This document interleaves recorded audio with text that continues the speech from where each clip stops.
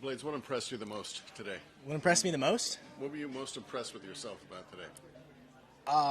I mean, I'm just astounded by the golf courses. Every time I get to play, looking into Country Club or Nicklaus Course, I'm just in breathtaking away from these courses. We talked a lot about the last putt. What was your line? What line did you choose? Yeah, I saw my spot just a little before the hole. I got a great read off David Ford, and he dripped it in there and it went right dead center. So I was thinking, okay, maybe just a little outside right edge, and fortunately it didn't break, but it's all right. Why didn't it break? Gravity. I don't know. I'm just curious. David being lefty, does that affect getting a good read off him as opposed to being a righty? I mean, David's an unbelievable player. We went back and forth the entire time. He said that he made birdie on hole 16, and he was like, I finally have the honor today on the golf course. And I was like, nice. But no, David's awesome, and I had a lot of fun playing with him today. Coming in, what did you have for your second on 7? Hole number 7, I had 217 yards. I hit a 5-iron. I kind of tugged it a little bit left, but then left my chip short, and then luckily I was able to get that up and down. You wouldn't have seen this from 217 yards, but it almost looked like its last turn, it kind of went into a hole. Did it? Not a big hole, but I mean, the lie didn't look great. Yeah, I mean, it was. I think it just missed it was in the dormant grass, and I just missed my spot a little bit on the chip, but we got that up and down, and so I was really happy. I didn't see 8. What did you have there? Number 8, I hit an 8-iron, and I mean, when I got up there, it looked like it landed right next to the hole, and then gave another solid stroke on that putt, and yeah.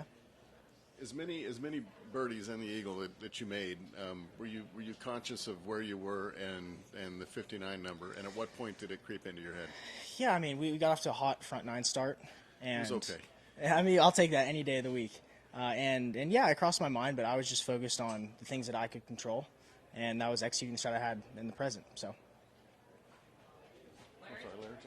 No, you're fine. You're fine. Morning show here. Last year on the back 9 at Nicklaus, you had 6 in a row. Today you started this way. What is about that 9 that gets your juices going? I just really like this golf course. So there's something about the Nicklaus course that I just really like. Like it's so money. It's so pure. Everything is just perfectly well kept. And I love playing with no wind. So when you put all those things together, it's fun. Yeah. And it gets a little more difficult tomorrow because you get the stadium course. Yep. That's always fun for everybody. Yep. Does this kind of round push you to maybe better performance on that course? Absolutely, yeah. I mean, like I said, tomorrow, obviously the stadium course is the more difficult of the 3 golf courses. And I haven't played it yet. So it's I'm just going to go see where I can, hit it down the fairway, hit it on the green, and try to make the putt. I have to ask you this. Last year, you said your goal for 2025 was to dunk a basketball. I am so close. I am so close. I mean, probably with the adrenaline I had on 18, I probably could have done it. But no, I'm really looking forward to the next 2 days. Thanks. Great playing today, Blades. Obviously, this tournament's unique. It's a 54-hole cut. You're currently tied for the lead with the #1 player in the world. Would you like to see that pairing on Sunday, and if so, why? I think that'd be awesome. Yeah, I mean, Scottie is an unbelievable golfer, and I try to learn from him as much as I can, the way he plays the golf course. There's a lot of strategy in his game, and he's obviously an unbelievable ball striker, so it's really cool watching him play some golf. Okay, and you'd like to do that on Sunday, competing alongside him? Absolutely, yeah. All right. We're gonna see what happens. Blake, did you find having to control your heart rate a little bit coming down? Yeah, absolutely, yeah. I mean, when you're playing on the PGA Tour, like, you're going to feel all the emotions. I think it's just about regulating and normalizing the situation, and I was able to do that pretty solidly coming down the stretch. When did you know, at what point during that incredible stretch on the front, that things were working out okay for you today? Well, I got off to a hot start, and then I just tried to, execute shots I could, and then by the time I made the turn, I said, okay, it's couple birdies here on the front 9. Let's see how low we can go. And then when I stepped onto 18 tee box, I knew it was at stake. I knew I needed a birdie to shoot 59, and I was just close this time. What did you hit on your second? I hit. I'm sorry. Yeah, that's probably a wedge, wasn't it? It was a 50 degree from 132 yards. I meant number 11. Sorry. Number 11. Like hours ago. Oh yeah. No, my 11th hole or my second hole? Your second hole. My second hole, I hit a 5-iron from 207 yards. How far is the putt? That's the eagle, right? About like 25 feet. 25 Yeah. feet. Okay. I think that's it. David, say anything to you down the stretch?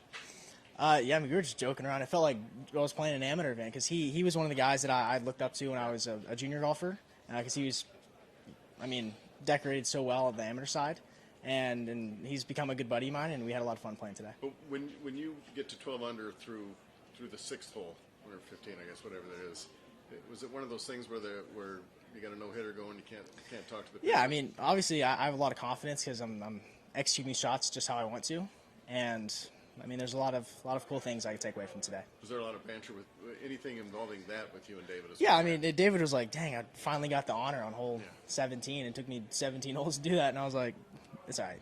We're good. Lastly, how old do you feel? I mean, I feel 18, but what I like about golf is the golf ball does not care how old you are. If you're 60 years old or 18 years old, the person who gets the ball in the hole with least amount of strokes, that's what really matters. So, if a young person qualified for the U.S. Open or got an exemption into a tour event, what age would make you say, man, that guy's young? I mean, I think it's hard to say just because, like, a 10-year-old. I mean, I don't know. Could happen. Yeah, like, I just think it's cool that the golf ball doesn't know how old you are, and yeah. Thank you. Yeah, no, you're all good.